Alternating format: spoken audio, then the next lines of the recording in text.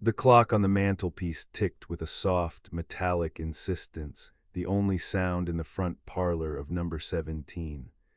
Outside, the October fog of 1935 London pressed against the window panes, muffling the city into a woolly silence.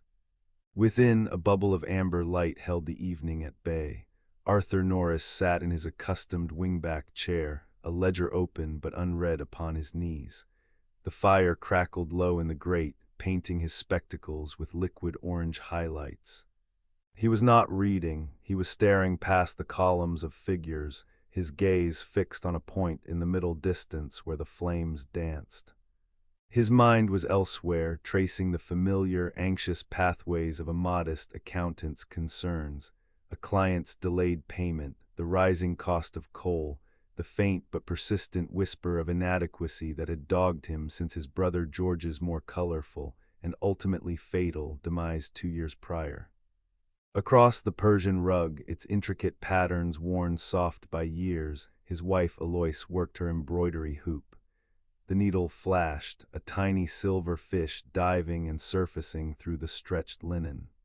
She was adding detail to a spray of lilacs, her movements precise, her posture erect.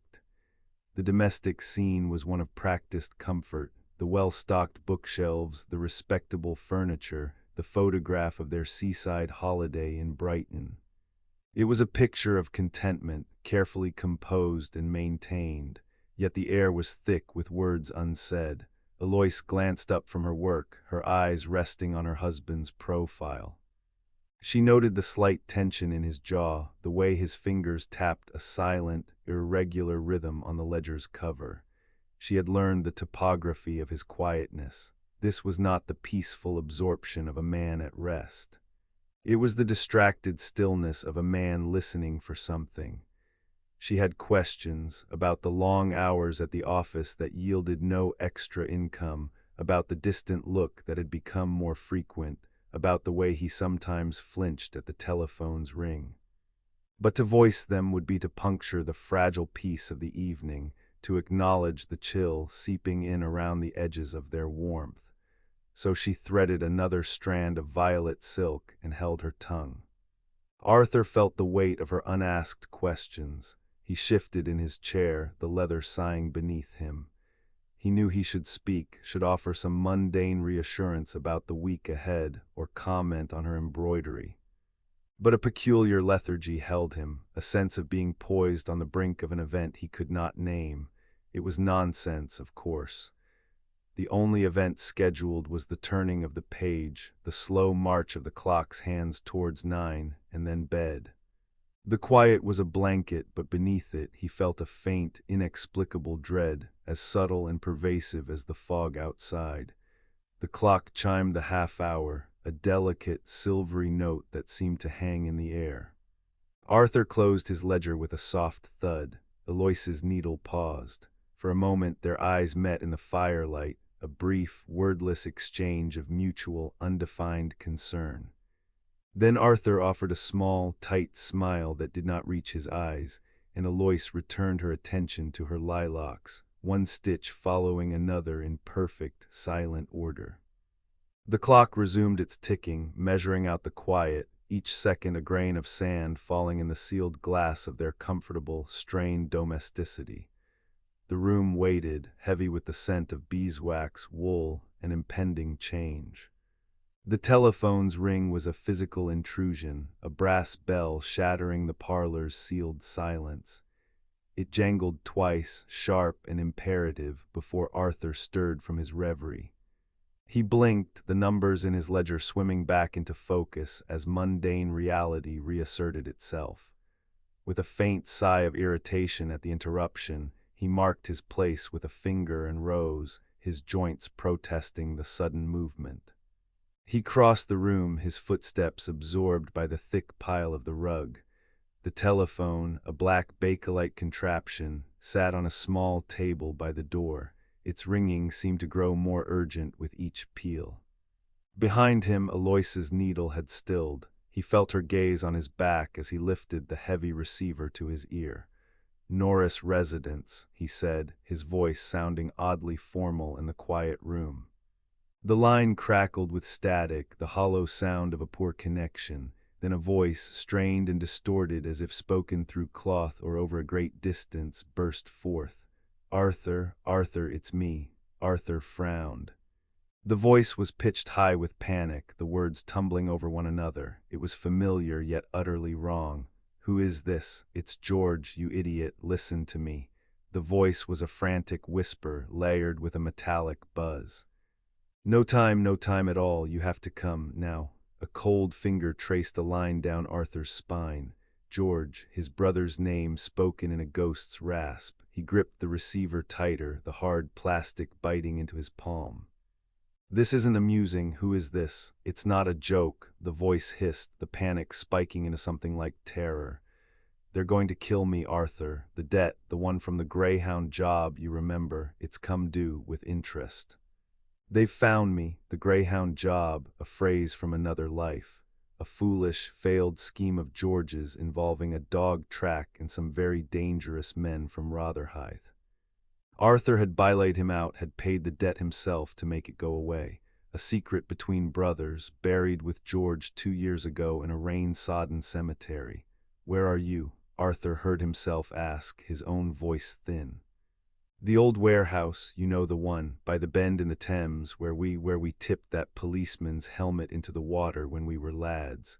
For God's sake, Arthur, come alone, and bring £200.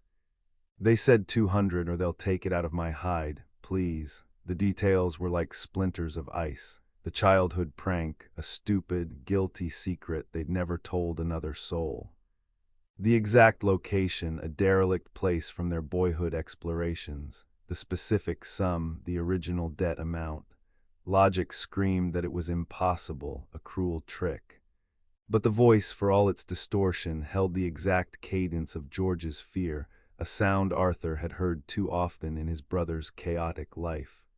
George died," Arthur managed, the words feeling absurd.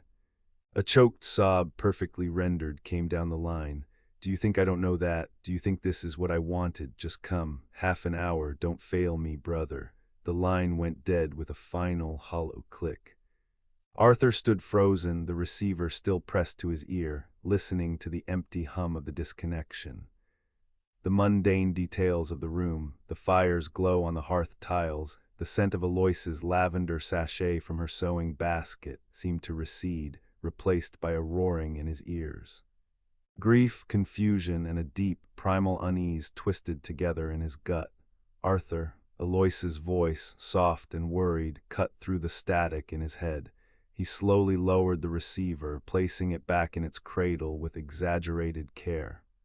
He turned. She was standing now, her embroidery forgotten in her chair, her face pale in the lamplight. Who was that? What happened? He saw the genuine concern in her eyes, the instinct to share the burden. But the voice's warning, "Come alone," echoed. To involve her was to risk her, and to explain would be to give voice to the impossible, to make real the ghost on the telephone. He could not form the words. "Nothing for you to worry about," he said, his voice unnaturally brisk. He avoided her gaze, striding back to his chair to retrieve his ledger and set it aside. An old business associate of George's, in some trouble. "A misunderstanding, I'm sure, but I must go and sort it out." At this hour, her worry sharpened into fear. "Arthur, you're white as a sheet. What sort of trouble? Let me call for a cab at least, or the police." "No." The word came out too harshly. He softened his tone with an effort. "No police, it's delicate, a private matter. I'll take the car." He was already moving towards the hall stand, his mind a whirl of fractured thoughts. £200. The safe in his study, the keys to the Morris. Aloyse followed him into the hallway, her slippers whispering on the parquet. "But where? Arthur, please, you're frightening me." He shrugged on his heavy wool overcoat, its weight familiar and somehow comforting. He fumbled in the pocket for his gloves. "Just a meeting, by the river, I won't be long." He could feel her hovering behind him, a silent, anxious presence. He wanted to reassure her, to offer a proper explanation, but the panicked voice and its impossible claims had erected a wall between them. His duty was to go to confront this phantom, to protect what was his from the shadows of his brother's past. He turned finally, meeting her eyes. He saw the hurt beneath the fear, the confusion at his sudden secrecy. He forced another thin smile. "Keep the fire in, my dear. I'll be back before you know it." Without another word, he opened the front door. A swirl of damp, cold fog invaded the warm hallway. He stepped out into the murky night, pulling the door shut behind him on the sight of his wife's worried face, framed in the domestic light. The solid click of the latch was the sound of a world closing behind him. He stood for a moment on the step, the fog coiling around his ankles, the distorted voice and its desperate summons the only real things in the suddenly unfamiliar night. Then he turned his collar up against the chill and walked briskly towards the garage, the echo of his brother's name a drumbeat in his skull. The fog swallowed the Morris hole. Arthur guided the car through the deserted streets of Marylebone, the twin beams of the headlamps pushing against a wall of opaque, yellowish gray. The engine's steady thrum was the only constant in a world reduced to a 5-yard radius of damp cobbles and faint, ghostly halos around the occasional street lamp. His hands, clad in leather gloves, were tight on the steering wheel, knuckles pale. His mind raced, a frantic ledger of contradictions. Column A, George was dead. He had identified the body himself, a terrible, water-blurred thing pulled from the Thames after a drunken fall from a dockside pub. The funeral, the will, the quiet closing of a chaotic chapter. Column B. The voice, the greyhound job, the 200 pounds, the warehouse by the bend, the childhood secret of the policeman's helmet, details known only to Arthur and his brother, facts, not guesses. Logic offered a cold, flat explanation. Someone who knew George, someone from that old, sordid life, was playing a cruel game. Extortion, perhaps, a final attempt to mine the vein of George's connections. But the panic in that distorted voice had been too visceral, too specific. It had not sounded like a performance. It had sounded like memory, like a recording of a genuine terror George had once felt. Arthur's accountant's mind, trained to find discrepancies, could find none in the data presented, only in the fundamental, impossible premise. He drove east, the city unspooling into darker, more broken districts.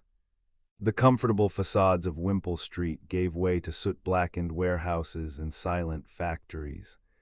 The fog here was thicker, greasy with the river's exhalations and the smoke of distant, banked furnaces. The familiar landmarks of his London dissolved. He was navigating by instinct and dread. The warehouse, when he found it, loomed out of the murk like a cliff face. It was a vast, decaying brick structure on a narrow wharf, windows boarded, doors sealed with rusted chains and heavy padlocks. The Thames was a presence rather than a sight, a slow, heavy movement in the darkness to his left, a smell of mud and decay. He killed the engine and sat in the sudden, profound silence, broken only by the drip of condensation from a broken gutter. He had brought the money, 200 pounds in used notes withdrawn from his safe, a significant sum, a year of careful savings. The act of counting it out had felt absurd yet necessary, a prop in this bizarre theater. He checked his wristwatch in the dim glow from the dashboard. He was early. He stepped out of the car. The cold clamped down, seeping through his wool coat, the fog muffled sound creating a dead acoustic space. He walked to the main warehouse door, the one he and George had once slipped through as boys. The chain was thick, the padlock new and shiny against the rust. He rattled it softly. The metallic clank was shockingly loud in the stillness. No answer. He waited 5 minutes, 10.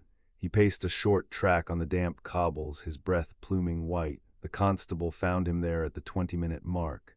The policeman emerged from the fog like a ship, his dark uniform materializing first, then his young, serious face beneath the peaked cap. He carried a bullseye lantern, its beam cutting a swath through the gloom to settle on Arthur. "Everything all right, sir?" His voice was polite, wary. A man in a good coat, standing alone by a derelict warehouse in the dead of night, was a legitimate object of suspicion. Arthur's heart hammered against his ribs. "Come alone," the voice had said. "Perfectly all right, constable. Just meeting someone. They appear to be delayed." The constable's beam swept over the locked doors, the empty wharf, Arthur's Morris. "Not much of a spot for a meeting, sir, if you don't mind my saying. Business or pleasure?" "An old debt," Arthur said, the lie coming easily, flavored with truth. "A private matter." The constable nodded slowly, his eyes cataloguing Arthur, the respectable coat, the car, the palpable anxiety. He unclipped a small notebook from his belt. "Might I have your name and address, sir, for my patrol report, routine?"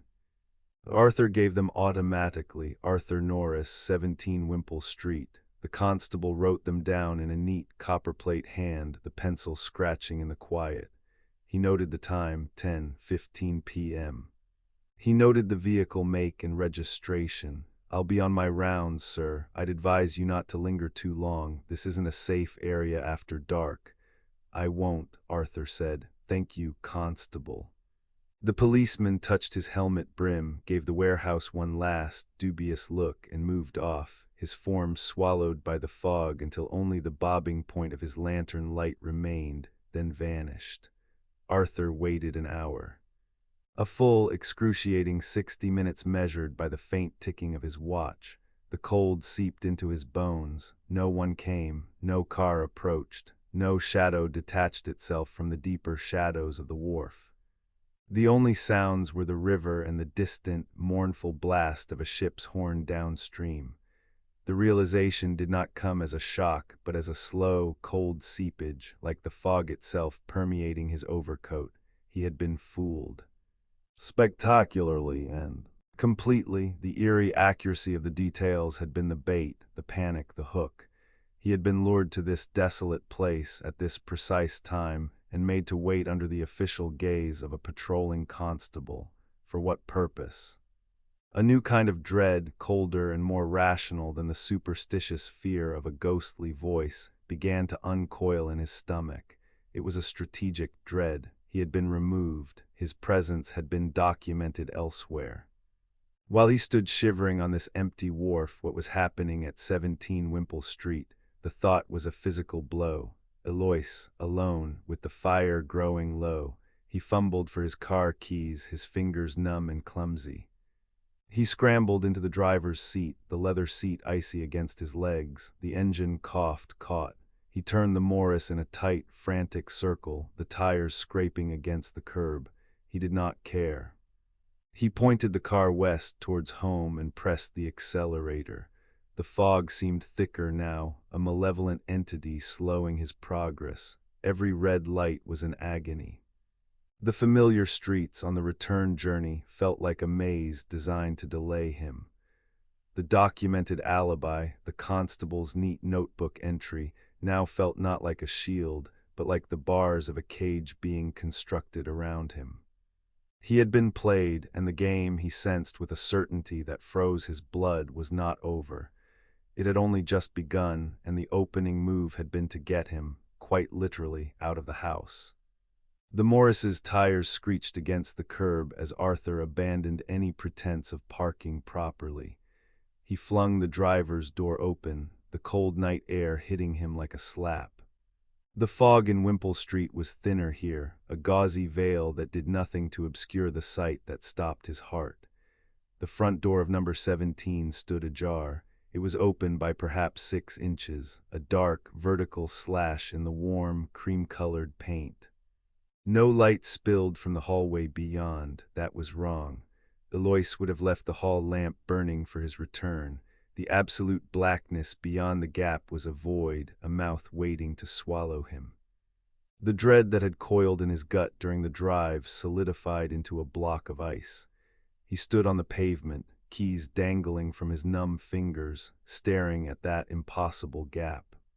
The rational part of his mind, the accountant, scrambled for explanations. A draft. She stepped out for a moment to check the post. She'd forgotten. but the silence emanating from the house was profound, a physical pressure against his ears after the rumble of the car engine. Eloise, his voice when it came, was a dry croak lost in the muffled street. No answer. He moved then, a stiff-legged walk up the 3 short steps to the door, his hand, still in its leather glove, pushed against the familiar wood. It swung inward without resistance, its usual soft click absent. The hinges gave a faint, protesting whine. The hallway was a pool of darkness. The smell hit him first, not the usual blend of beeswax polish and lavender, but a coppery, thick scent underpinned by something floral turned sickly sweet. Perfume, Aloyse's perfume, G. Revian's, but spilled and shattered, its delicate aroma now cloying and wrong, mixed with the butcher shop tang of blood. Eloise, he called again, louder, a plea. He fumbled for the light switch, his fingers skittering over the familiar wallpaper. He found it pressed. The overhead bulb flickered on, casting a harsh, unforgiving light. The world shattered. The hallway was a wreck. The small console table lay on its side, the vase of chrysanthemums that had stood upon it, now a scatter of broken porcelain and wilted blooms in a dark, wet stain on the parquet. The mirror above it was crazed with a spiderweb of cracks, reflecting the chaos in 100 fragmented pieces. But the hallway was only the antechamber. His eyes were dragged towards the open doorway of the front parlor, the room he had left just hours before, warm and safe and quiet. The scene within was one of brutal, senseless chaos. His wingback chair was overturned, his ledger splayed on the floor, pages bent. Aloyse's embroidery stand lay in splinters, the half-finished lilacs trampled into the pattern of the Persian rug. A small side table was on its side, a glass decanter of sherry shattered, its contents a sticky amber pool seeping into the wool. Books had been swept from their shelves, fanning across the floor like dead birds. And in the center of it all, on that once comforting rug, now darkened with a massive, irregular stain, lay Eloise. She was on her back, one arm flung out as if reaching for the overturned telephone that lay a few feet away, its cord ripped from the wall. Her dressing gown, a pale blue silk, was torn and spattered. Her face, turned towards the doorway, was a mask of bruising and blood, unrecognizable except for the familiar sweep of her ash-blonde hair, now matted and dark. The violence done to her was savage, excessive, a storm of blows that spoke. Of frenzy or hatred, Arthur did not scream immediately. The sound that escaped him was a low, animal whine trapped in his constricted throat. His legs gave way, and he caught himself on the door frame, his fingers digging into the wood. The sensory overload was absolute, the smell, the shocking disarray, the terrible, still form of his wife. The clock on the mantel, miraculously upright, ticked loudly in the new, awful silence. Then the scream came. It tore from him, raw and ragged, a sound of pure, uncomprehending agony that shattered the last remnants of the quiet evening. It echoed in the ravaged room and spilled out into the night through the open front door. Lights bloomed in the windows of the neighboring houses. A curtain twitched. Within minutes there were footsteps on the path, hesitant voices calling. Mr. Pembroke from number 19, in his dressing gown, appeared in the doorway, his face draining of color as he took in the scene. His wife hovered behind him, a hand pressed to her mouth. Someone shouted for the police. Arthur remained on his knees by the door frame, his body shaking violently, his eyes fixed on Eloise, unable to look away, unable to move. The police arrived with a sense of grim efficiency. First a uniformed constable, then more, their heavy boots tramping through the hall, their voices low and professional. They moved Arthur gently but firmly into the undamaged dining room, where he sat at the table, staring at the grain of the wood, the screams now internal, a silent, howling storm. Inspector Malcolm Shaw arrived half an hour later. He was a man in his late 40s, with a tired, intelligent face and a well-worn overcoat. He took in the scene with a methodical, sweeping gaze that missed nothing. He spoke to the constables, examined the hallway, and then stood for a long time in the parlor doorway, not yet entering, letting the story of the violence tell itself to him. His eyes catalogued the chaos. The overturned furniture, the splintered wood, the shattered glass, the signs of a desperate struggle. But then his gaze narrowed. He noted the peculiarities. The violence was concentrated in the center of the room, around the body. The books had been swept but not torn. The clock was undisturbed, and there on the mantelpiece a small porcelain shepherdess stood perfectly upright, untouched. Then he saw it. On Aloyse's chest, placed neatly in the center of her torn silk dressing gown, just below her collarbone, was a single, small object. He stepped carefully into the room, avoiding the debris and the dark stain. He crouched by the body, his expression unreadable. The object was a jigsaw puzzle piece. It was made of blue-backed cardboard, its top face showing a tiny, fragmented section of painted sky and a leaf from a tree. It had been placed with deliberate care, aligned with the buttons of her gown, a spot of bizarre, chilling order amidst the carnage. Shaw did not touch it. He straightened, his lips pressed into a thin line. He looked from the neat, absurd puzzle piece to the savagely bludgeoned face, then towards the dining room where the widower sat in shock. The disconnect was profound. This was not a crime of passion as he knew it. This was something else, a performance. A message. He left the parlor and entered the dining room. Arthur looked up, his eyes hollow, his face ashen. "Mr. Norris," Shaw said, his voice calm, neutral. "I am Inspector Shaw. I need you to tell me what happened tonight." Arthur's story tumbled out in broken fragments. The phone call, the ghostly voice of his dead brother, the warehouse, the constable, the rush home. It sounded fantastical even to his own ears, a tale woven from panic and grief. As he spoke, he saw the change in Inspector Shaw's eyes. The initial professional sympathy cooled, hardened into a sharp, assessing focus. The inspector's gaze kept flicking towards the parlor, towards that single, inexplicable piece of cardboard placed on his dead wife's chest. Shaw listened without interruption. When Arthur finished, the inspector asked a single, quiet question. "This phone call, this voice claiming to be your brother, did it sound theatrical to you, sir, as if someone was putting on a performance?" Arthur stared at him, the implication slowly dawning, the carefully staged panic, the perfect private details, the lure away from the house, the constable's notebook, and now this, his alibi was airtight, witnessed by the law itself. But as he met Shaw's steady, probing gaze, Arthur understood with a fresh wave of nausea that the inspector did not see a grieving husband. He saw the architect of a scene, a man who had crafted a perfect, unbelievable story to explain his absence while a different, brutal story unfolded in his home. And at the heart of that brutal story lay a tiny, mocking piece of a game, placed with calm precision amidst the blood. The interview room at Marylebone Lane Station was a study in institutional grimness. The walls were a dull green, the paint peeling slightly near the ceiling. A single wire-caged bulb cast a harsh, unforgiving light onto the scarred wooden table. The air smelled of stale tobacco, carbolic soap, and the faint, metallic tang of the radiator ticking in the corner. It was a room designed to strip away comfort, to reduce life to bare facts. Arthur Norris sat on one side of the table, still in his blood-spattered waistcoat and shirt sleeves. Someone had given him a mug of strong, unsweetened tea.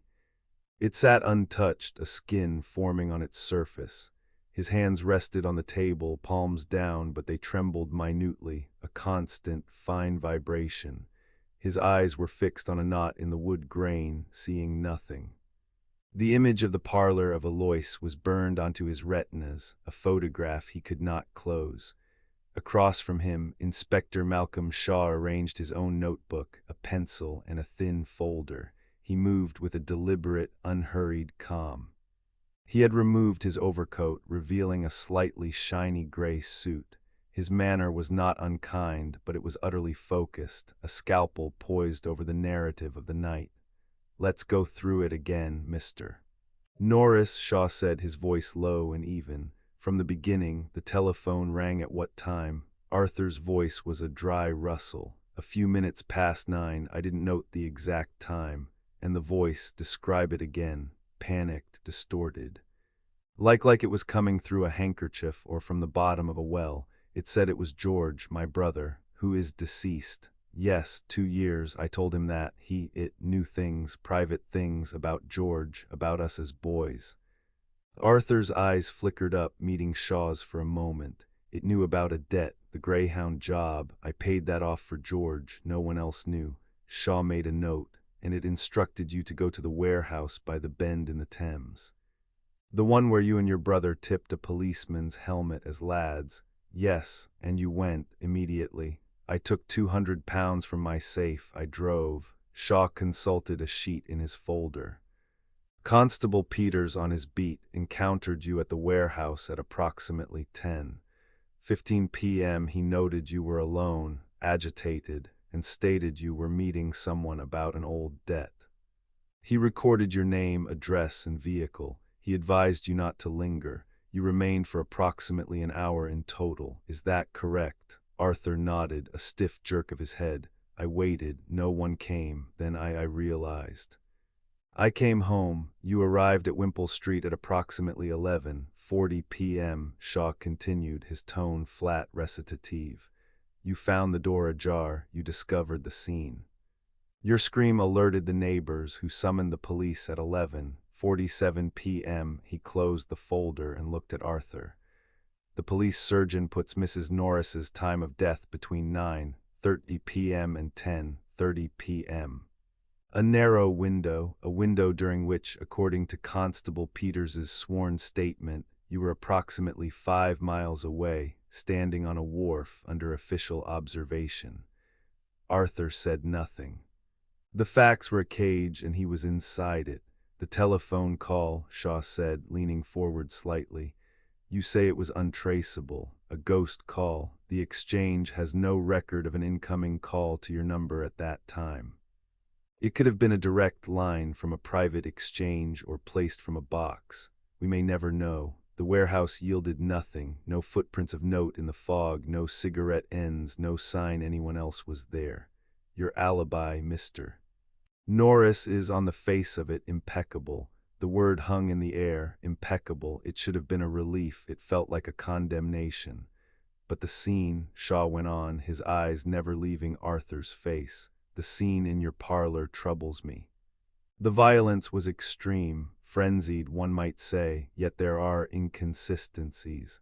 Arthur finally looked up, a spark of confusion in his hollowed eyes. Inconsistencies. The room was disordered, but selectively. Valuables were not taken. Your silver cigarette case was on the mantelpiece. Mrs. Norris's jewelry box in the bedroom appears undisturbed. It was not a robbery. Shaw paused, and then there is the matter of the puzzle piece. The cold knot tightened in Arthur's stomach. The what? A single jigsaw puzzle piece placed on your wife's chest, neatly, deliberately. Shaw watched him closely. Does that mean anything to you, Mr. Norris? Arthur stared. A puzzle piece. Amidst the blood and the broken things, the absurdity of it was so profound it short-circuited his grief for a moment. No, nothing. We hadn't done a puzzle in years. Not since, I don't know. It feels, Shaw said slowly, choosing his words with care, like a signature or a message. It feels staged. The chaos feels in parts arranged, as if the violence was real but the aftermath was curated. The implication crashed over Arthur. You think I did this, and then left a puzzle piece as a calling card. That's monstrous. That's insane. I think, Shaw said, his voice still calm, that an impeccable alibi can sometimes be the most suspicious thing of all. I think a man who wanted to murder his wife might create a reason to be far away, witnessed by authority. He might stage a bizarre detail to throw suspicion towards a lunatic or to muddy the waters. He held up a hand as Arthur began to protest. I am not accusing you, Mr. Norris. I am examining the geometry of the event. The alibi and the crime scene are two pieces of a puzzle. They do not yet fit the same picture. There was a knock at the door. A young detective constable peered in. "Sir, the search team at the house, they've found something you should see." Shaw stood. "Wait here, Mr. Norris, someone will be in shortly." He left, closing the door softly behind him. Arthur was alone with the ticking radiator and the cold tea. He put his head in his hands, staged, curated, the words echoed. He saw the room again, not with the eyes of a horrified husband, but with the cold, appraising gaze Shaw was trying to teach him. The untouched shepherdess, the neatly placed, impossible puzzle piece. It was wrong. It was all hideously, theatrically wrong. Down the hall in a cleaner office, Shaw examined the item brought from Wimpole Street. It was a small, leather-bound diary, its lock neatly forced by the search team. He opened it. The handwriting was Alois Norris's, elegant, flowing. He skimmed the later entries, mentions of headaches, of fatigue. Then more pointedly from the previous week, "The shadow in this house grows longer. I feel it watching from the corners of the rooms. A is so distant, a wall of quiet. I must find the courage to speak of the arrangements, and 3 days ago a single stark line. The looming shadow has a name, I am afraid." "Be important," she took a shaky breath. There was a different feeling, not shouting, nothing like that. A chill, if you take my meaning. Mrs. Norris was more quiet herself. "And just last week I was dusting the hall and I heard them in the parlor. Mr. Norris, his voice was raised, not loud but sharp. He said something about figures not adding up and living beyond our means. Mrs. Norris said something back I couldn't catch, and then he said, 'We will discuss this later.' That was all, but it wasn't like them." Shaw made a note, financial strain, a classic motive. "Did you ever see any signs of violence, fear?" "Oh no, sir, never that, just a sadness about her lately," and he seemed worried, preoccupied, like he had a weight on him. Next was Miriam Caldwell, a friend of Alois's from their school days, a well-dressed woman whose grief was tempered by a palpable, nervous energy. She confirmed the change in Alois's demeanor. She'd become withdrawn, inspector. Our lunches grew less frequent. She canceled at the last minute twice in October, which wasn't like her. When I pressed her, she just said she was tired, that things at home were complicated. Did she elaborate on complicated? Miriam hesitated, then lined in, her voice dropping. 3 weeks ago, we met for tea at Fortnum S. She was terribly on edge. She asked me in the strictest confidence if I could recommend a good solicitor, one who handled marital arrangements, separation, inspector. She said she was making inquiries. She said she needed to understand her position. She was terrified of Arthur finding out. She said he would see it as the ultimate betrayal. Those were her exact words. Shaw's pencil moved steadily. Betrayal, a powerful word. A powerful motive for a controlled man to snap. Did she mention being afraid of him? Not in so many words. It was more a fear of his reaction, his coldness. She said living with his silence was becoming unbearable. That it felt like a punishment. The final interview of the morning was a procedural formality that solidified the architecture of the trap. Detective Constable Wells reported back from the Registrar of Deaths. George Albert Norris had indeed died 2 years, 4 months, and 17 days prior. The death certificate, citing accidental drowning, was produced. The call was not a macabre miracle. It was a deliberate, calculated ruse constructed with insider knowledge. Shaw pieced it together in his office, smoke from his pipe curling towards the ceiling. The timeline was now clear, and it formed a perfect, damning circle. Arthur Norris, under financial pressure, discovers his wife is planning to leave him. The ultimate betrayal, threatening scandal, and financial ruin. He concocts a plan. He uses intimate knowledge of his dead brother's life to craft a phantom emergency, a call so convincing it would pull him from the house at the precise required time. He ensures his absence is officially witnessed. An accomplice, a hired brute perhaps, is waiting. The murder is carried out with brutal efficiency, made to look like a frenzied attack. The accomplice then stages the scene. adding the bizarre, taunting touch of the puzzle piece to suggest madness, to throw the investigation into confusion. Arthur returns, plays the horrified widower, and presents an unbreakable alibi. It was logical, it was clean. It explained the diary's fear, the financial quarrels, the secret consultations. It turned Arthur's genuine confusion about the puzzle piece into cunning dissembling. It transformed his quiet distress into the cold focus of a plotter. The only thing missing was proof, no murder weapon, no witness to Arthur hiring anyone, no large, unexplained withdrawals of cash beyond the £200 which fit his story. The accomplice was a ghost, like the voice on the telephone. Shaw sent for Arthur. When he entered the office, he looked older, shrunken inside his clothes. "Mr. Norris," Shaw began, without preamble. "Your brother George's death certificate has been confirmed. The telephone call was a fabrication, a very knowledgeable fabrication." Arthur simply nodded, as if he'd expected nothing else. "We have spoken to your maid and to your wife's friend, Mrs. Caldwell." Shaw watched him closely. "They speak of financial arguments. They speak of your wife consulting a solicitor about a legal separation. They speak of her fear of your reaction. Would you like to comment?" Arthur's face was a mask of stunned desolation. "Separation, no, we had difficulties, yes. Money was tight, I was worried, we hadn't been close, but separation." "She never said," his voice trailed off, the new information slotting into place with a terrible, silent click. The distance, the unasked questions, the looming shadow. He had been the shadow. "My theory, Mr. Norris," Shaw said, his voice dropping to a near conspiratorial level, as if sharing a professional secret, "is that you could not bear the scandal or the financial blow of a divorce. You discovered her intentions, so you arranged for her to be killed while you established a perfect, witnessed alibi. You hired someone. You gave them the details about your brother to use on the telephone. You told them where to be and when. After the act, they added that peculiar touch, the puzzle piece, to create an element of the inexplicable, to muddy the investigative waters. It's a cold plan, but a clever one." Arthur stared at him, his breath coming in short, shallow gasps. That is monstrous. I loved her. In my way, I loved her.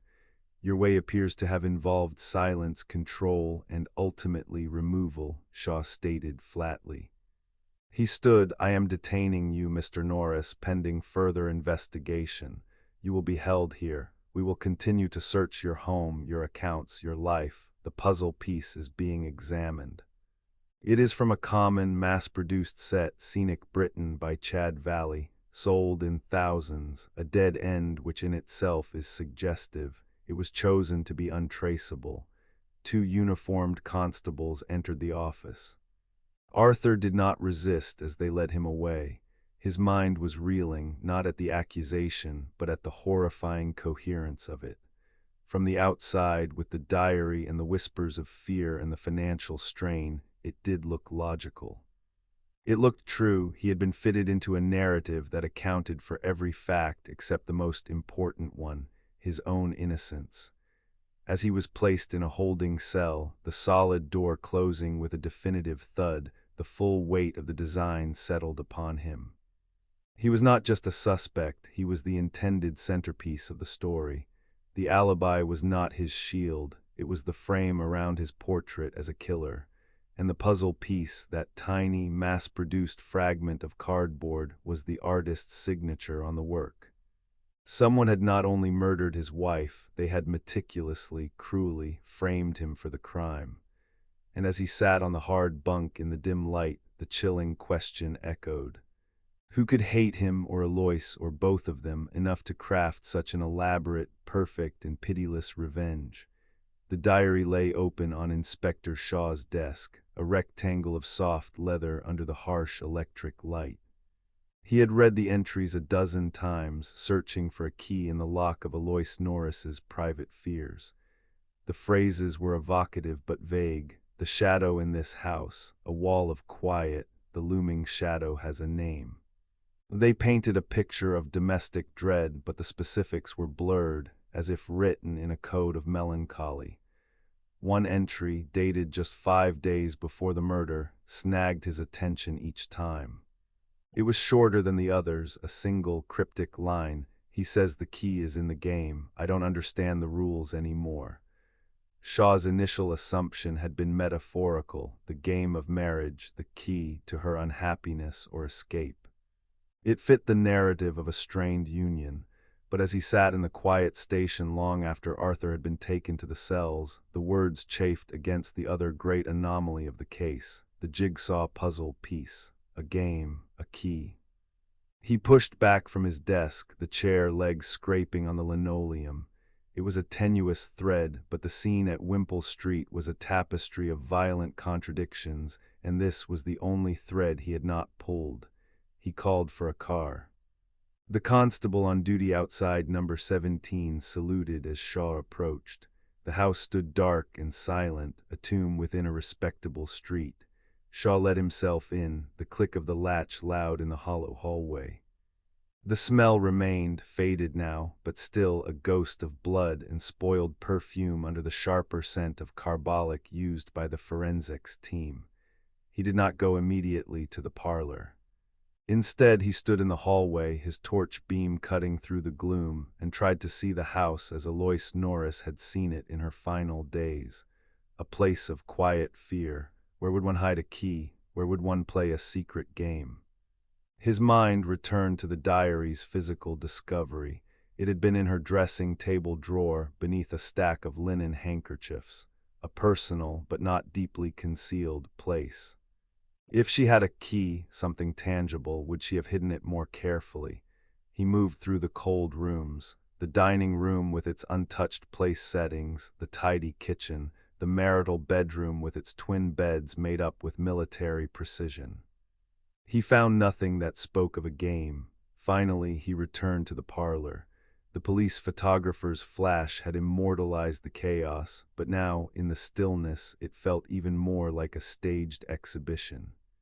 The overturned furniture had been righted and dusted for prints, the broken glass swept into a neat pile in the corner. The dark stain on the Persian rug was a stark, brutal fact at the room's heart. Shaw's torch beam swept over the mantelpiece, the bookshelves, the escritoire, a small, elegant writing desk of rosewood. That had escaped significant damage, though its surface had been cleared. He approached the escritoire. It was Alois's domain, he recalled from the maid's statement. She wrote letters here, paid household accounts. The search team had gone through it. The stationery compartment, the shallow drawers for stamps and pens, they had found nothing of note, but the phrase nagged at him. The key is in the game, jigsaws were games, and a key could be literal. He opened the main writing flap. The green leather blotter was pristine. He felt along the underside of the flap, the edges of the desk's interior. His fingers, trained by years of searching the unremarkable for the telling detail, traced the grain of the wood. At the back of the stationery compartment, his thumbnail caught on a hairline discrepancy.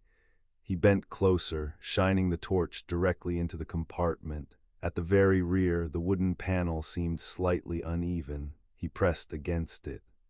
Nothing. He pushed upwards. With a faint, dry click, a small section of the back wall of the compartment swung inward on a cleverly concealed pivot, revealing a shallow, hidden space behind. Shaw's breath stilled. Inside the compartment lay 2 items. The first was a bundle of letters tied with a pale blue ribbon.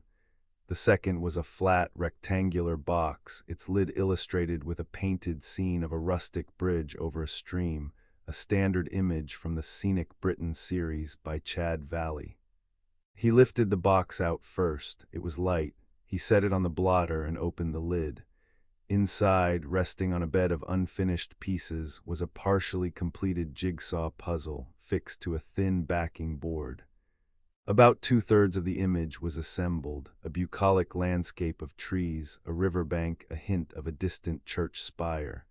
The colors were muted, pastoral. and in the upper left quadrant there was a single, glaringly empty space, a hole in the sky and the upper branches of an oak tree.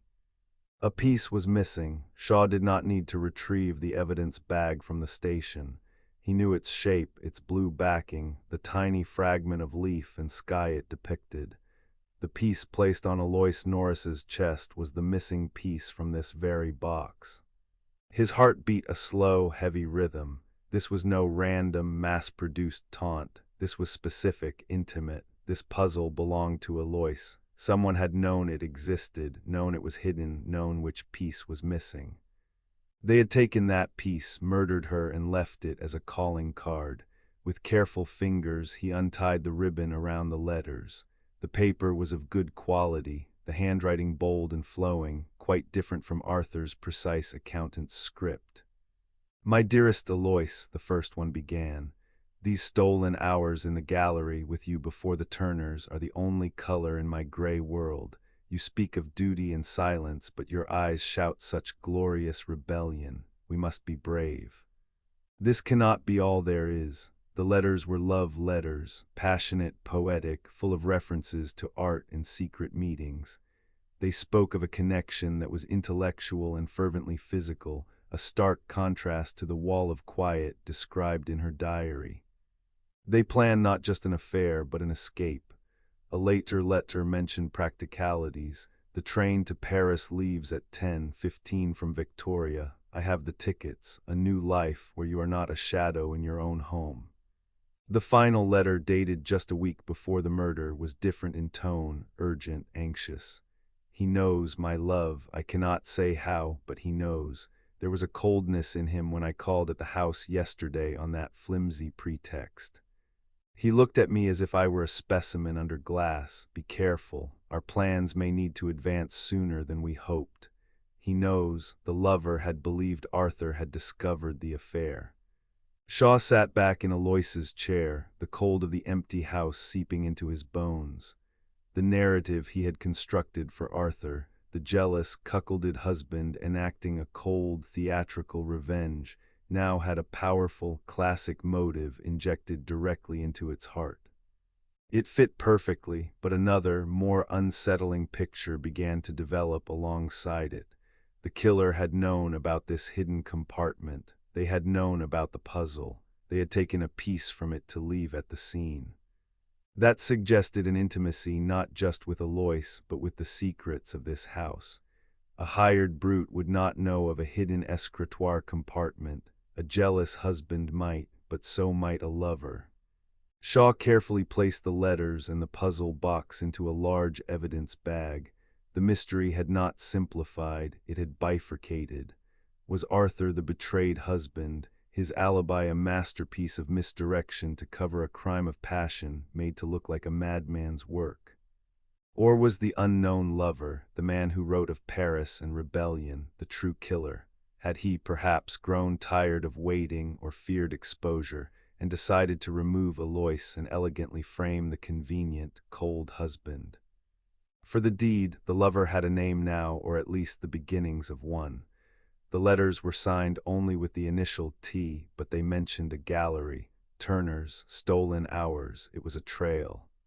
As Shaw locked the front door behind him, the fog of the London night felt like the very substance of the case, opaque, swirling, hiding shapes that might be monstrous or mundane. He had found the key. It had indeed been in the game. But which player had used it to lock the door, and which was now trapped inside, was a question that grew more haunting with every piece he uncovered. Thomas Reed's gallery was in Mayfair, a discreet space with a dark green door and gilt lettering. Inside, the air was still and warm, smelling of polish, canvas, and money. Inspector Shaw waited beside a somber landscape, watching Reed move with practiced ease among his clients, a man in his late 30s, impeccably dressed in a tweed suit that managed to look both artistic and expensive. His hair was swept back from a high forehead, his smile quick and charming. When Shaw introduced himself, the smile remained, but the eyes behind the wire-rimmed spectacles cooled by several degrees. They retreated to Reed's private office at the rear, a room lined with ledgers and portfolios. Reed offered a cigarette from a silver case. Shaw declined. The gallery owner lit one for himself, the smoke curling in a shaft of pale afternoon light. "This is about Alois," Reed stated, his voice carefully modulated. "It wasn't a question." "It is," Shaw said. "You are aware of what happened. I read the papers, a terrible, senseless tragedy." Reed's gaze was steady, but a muscle flickered in his jaw. "How can I help? We found letters in a hidden compartment in Mrs. Norris's escritoire. They are addressed to her and signed with the initial T. They reference meetings here at your gallery. They speak of plans to leave the country." Reed took a long draw on his cigarette, exhaling slowly. The performance of shock was minimal, as if he had long rehearsed this moment. After a measured pause, he gave a single, curt nod. "Yes, we were having an affair for the past 5 months. I loved her. She was trapped in that quiet, airless house with that man. What man would that be? Arthur Norris." Reed said the name with distilled contempt, a accountant, a walking column of figures. He treated her like another possession, something to be kept polished and quiet on the shelf. She was terrified of him. Terrified, did he threaten her? Was he violent, not with his hands, with his silence, with his control? He monitored the household accounts down to the last penny. He decided where they went, who they saw. He had cut her off from her own friends slowly, over years. She said living with him was like being slowly suffocated by wool. Reed leaned forward, his intensity palpable. She had consulted a solicitor. She was planning to leave him. She was gathering her courage, and he found out. The shark's expression did not change. "How do you know that?" "She told me. A week before she died, she was in a state of absolute panic. She said Arthur had confronted her. He'd found a receipt from a jeweler, a piece I'd given her, a small thing. He'd put it together. He was cold," she said, furious, but in that quiet, terrifying way of his. He said she had humiliated him, that she would regret it. This was new, a direct confrontation, a classic, powerful motive crystallizing just days before the murder. Did she fear for her life? She feared his calculation. She said, "He won't shout or strike me. He'll just make me disappear from his life, one way or another." I begged her to leave then, that night, to come to me, but she was afraid he'd stop her, cause a scene. We agreed she would wait 1 more week until I returned from a buying trip to Edinburgh. I left on the Monday. She was killed on the Tuesday. Reed's voice cracked, a flaw in the polished performance. He stubbed out his cigarette with sharp, final jabs. "Where were you on Tuesday night, Mr. Reed, the night of the murder?" Reed didn't hesitate. He opened a desk diary, turned it around, and pointed to an entry. "I was here, hosting a private viewing and supper for 12 patrons of the gallery. It began at 7 and ended well after midnight. The staff were here, my assistant, 2 waiters, a cook. The guests, all of them respectable people, can confirm my presence every minute. I have already provided their names and addresses to your constable who telephoned this morning." He met Shaw's gaze squarely. "I was 200 miles away, Inspector, surrounded by witnesses when Alois was killed." Shaw had seen the preliminary report. The alibi was like Arthur's, solid, verifiable, mundane, and utterly frustrating. 2 men, 2 motives, 2 perfect alibis. The geometry of the case was becoming a hall of mirrors. "The puzzle," Shaw said, shifting tack. "We found a half-completed jigsaw in her desk with a piece missing.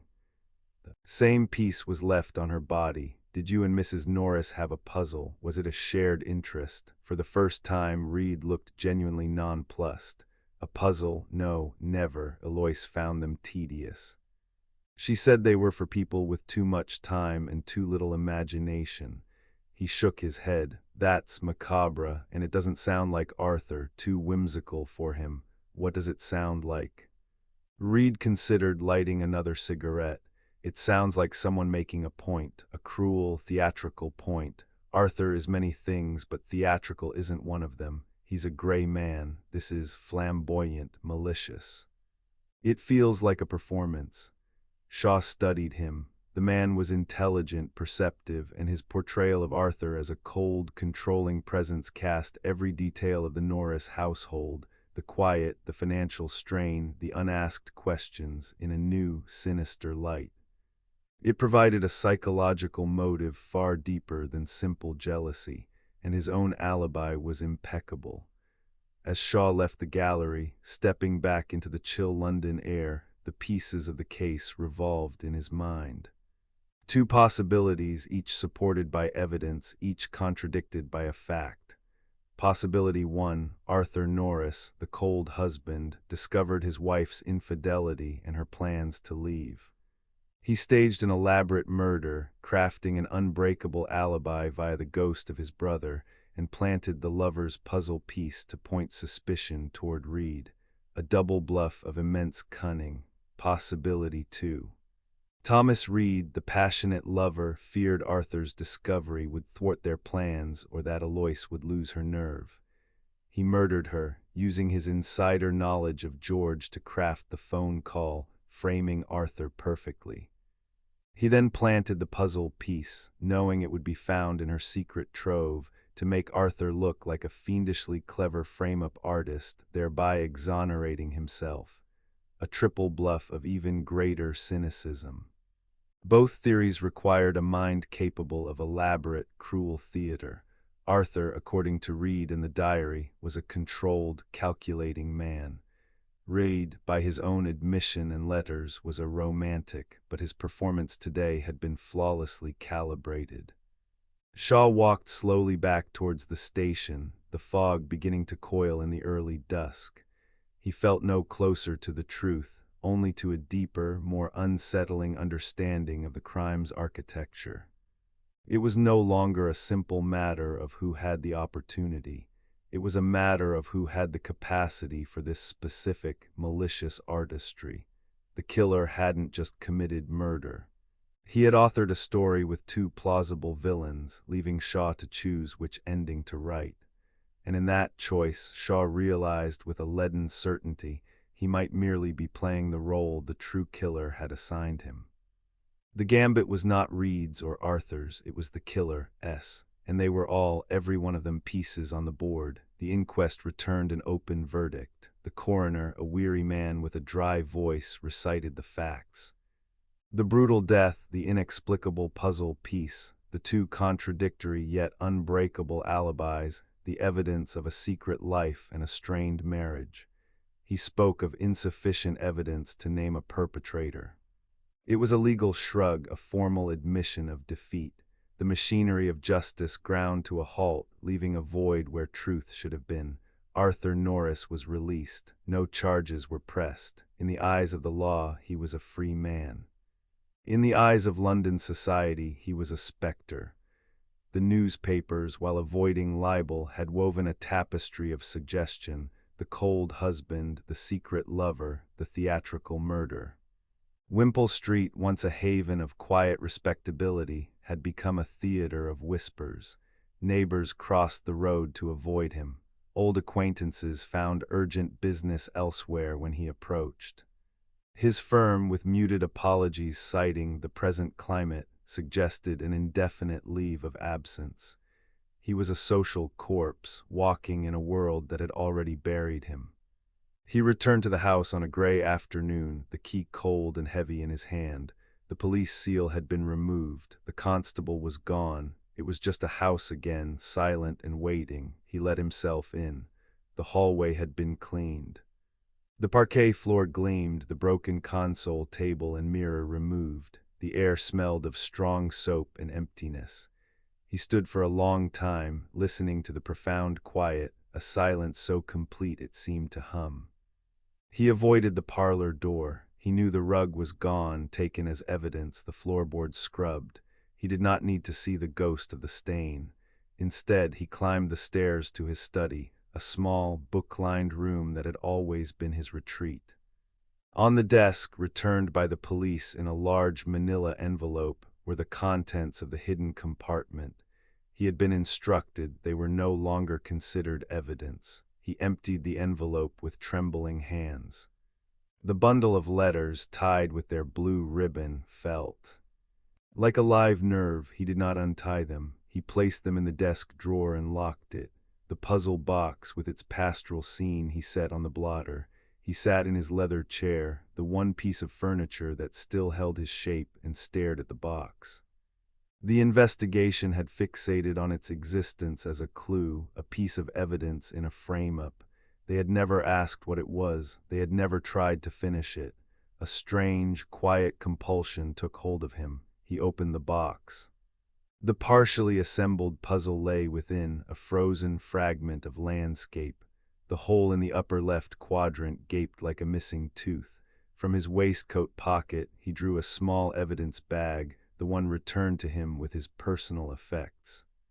Inside was a single piece of blue-backed cardboard. He tipped it onto the blotter. It was the piece, the one that had rested on Aloysius' chest. He picked it up. It felt no different from any other piece, light, slightly waxy. He turned it over. The blue backing was blank. He looked at the puzzle on its board. He looked at the hole. His accountant's mind, so adept at fitting numbers into columns, now faced a different kind of emptiness. This was not about deduction. It was about completion. With a slow, deliberate movement, he brought the piece to the empty space. It slid in without resistance, a soft, final click. The fit was perfect. He leaned back, his breath held. The completed image was no masterpiece. It was a cheap, mass-produced idol. A riverbank in dappled sunlight, a weeping willow trailing in the water, a couple in Edwardian dress seated on a bench in the middle distance, their faces blurred dots of paint.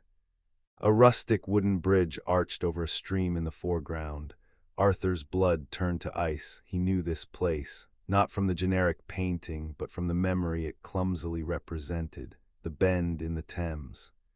Not the industrial bend by the warehouse, but the greener, quieter stretch upstream at Pangbourne.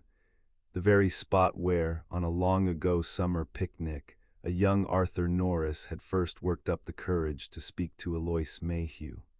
Where he had fumbled with a picnic hamper and made her laugh.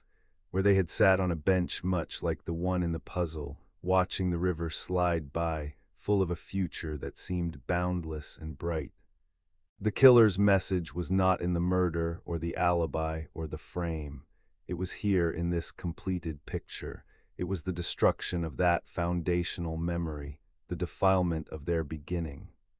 It was a statement that their entire life together, the quiet evenings, the shared home, the unspoken tensions, had been a lie or a joke or a prison, and now even its origin was poisoned. This was not a crime of jealousy or greed. It was an act of aesthetic annihilation, revenge not for something done but for something been. The telephone rang. The sound was a physical shock, a brass bell tearing through the silent house. It jangled once, twice, a hideous echo of that other night. Arthur did not move. He stared at the completed puzzle, at the happy couple by the river who were now ghosts. On the third ring, a mechanical reflex took over. He stood, walked to the study extension, and lifted the receiver. He said nothing. He listened. There was no distorted voice, no panicked ghost. There was only the sound of breathing, slow, even, deliberate, in and out. A calm, living presence on the other end of the line. It was a sound of pure attention, a sound of someone listening to his silence, waiting for his understanding to dawn. Then a soft, definitive click. The line went dead, humming with empty distance. Arthur slowly replaced the receiver. The room was silent again, but the silence was now different. It was no longer empty, it was occupied. The call was the final piece. The puzzle was not for the police. It had never been for the police. It was a private exhibition for an audience of one, and the artist had just confirmed the gallery was closed. He understood now. The truth of who had wielded the bludgeon, who had crafted the alibi, would likely remain forever buried. It didn't matter. The why was clear. The motive was a perfect personal cruelty. A revenge for a wrong he could not remember, an insult he had never perceived, a shadow from a past he thought was settled. Perhaps it was a consequence of his brother George's chaotic life, rebounding on him years later. Perhaps it was a slight from his own bland, unremarkable career. Perhaps it was something Alois had done or been. The reason was lost, deliberately obscured by the artistry of the crime, the pieces aligned to show not a murderer but an author. And he, Arthur, was both the protagonist and the intended victim of the story. To live with that, in this empty house, with the completed picture of his poisoned past on the desk, was the sentence. Not prison, but a perpetual, haunting uncertainty. The truth was not a solution. It was a fragmented, unsettling possibility that would follow him to the end of his days. He sat down again before the puzzle.